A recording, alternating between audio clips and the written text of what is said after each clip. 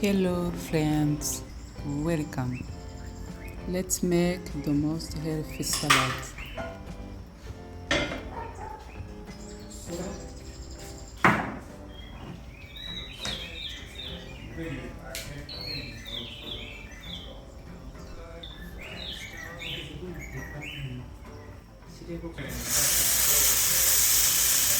First of all, grill the chicken on the pan for a few minutes, and the chicken is marinated in honey and spicy.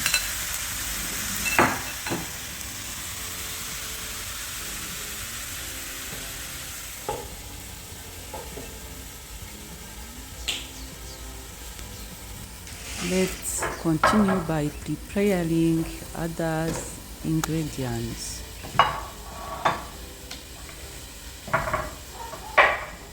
We need cucumber,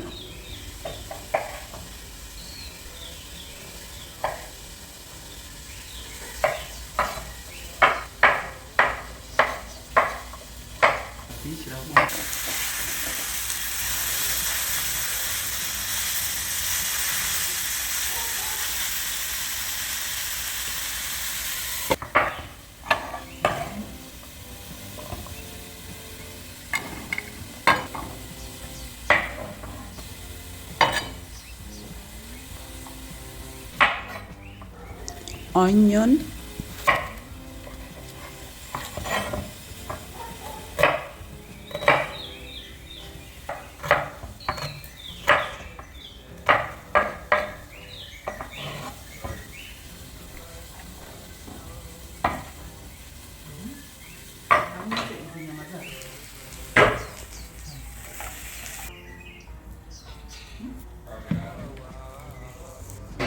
let's transfer the chicken breast in the oven and grill them until well done. For our recipe, we need avocado,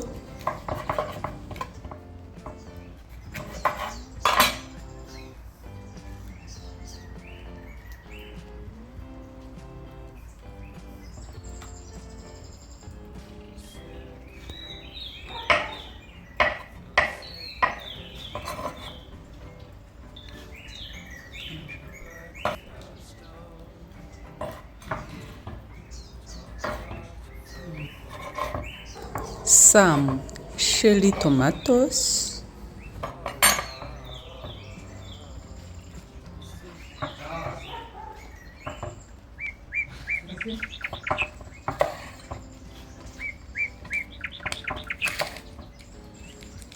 lettuce,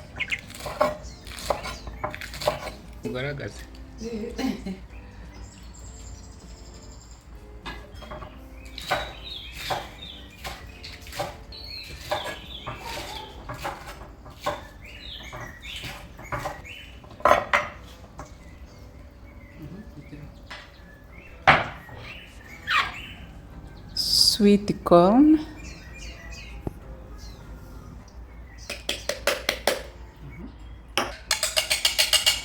and salad dressing of your choice.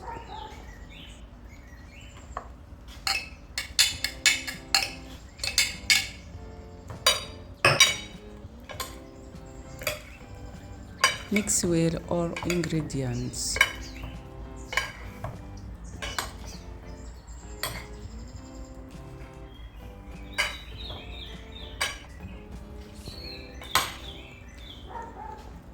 Please don't forget to subscribe to our channel. Thank you very much.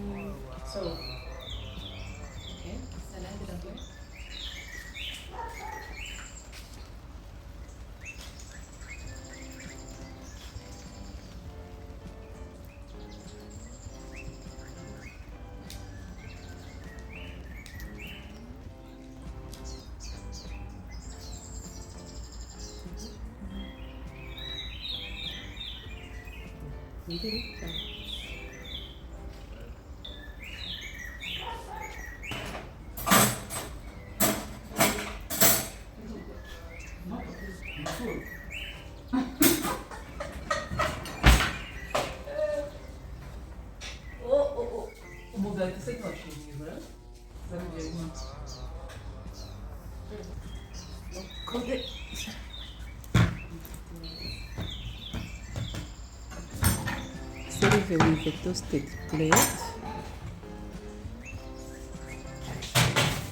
and with our grilled chicken placed.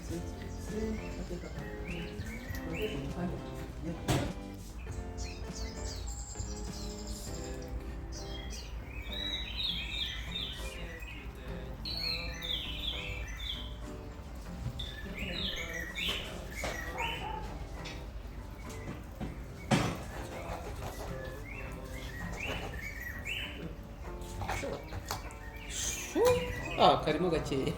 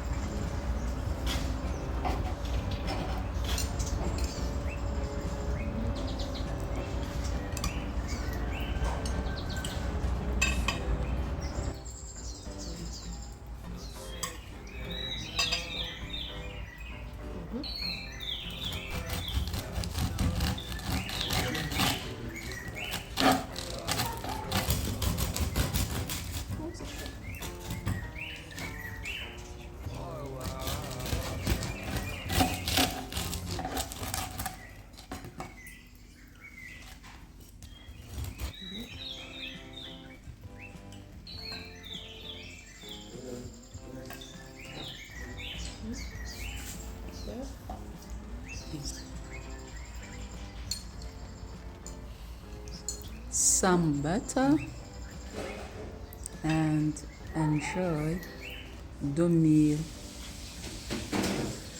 Thank you for watching. See you. Bye bye. Talk to